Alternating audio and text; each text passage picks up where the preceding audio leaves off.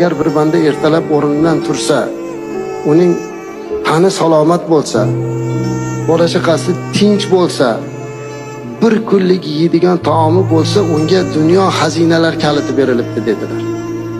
Hammamizni qo'limizda mana shu dunyo kaliti bor azizlar. Ertalab turishlik o'zi katta ne'mat. Kechqurun uxlab ertaman turmagan qancha.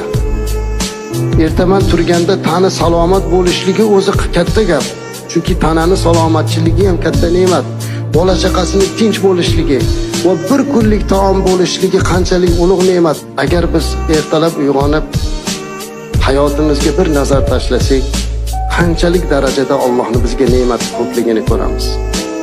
Chiqayotgan quyosh biz uchun chiqyapti azizlar.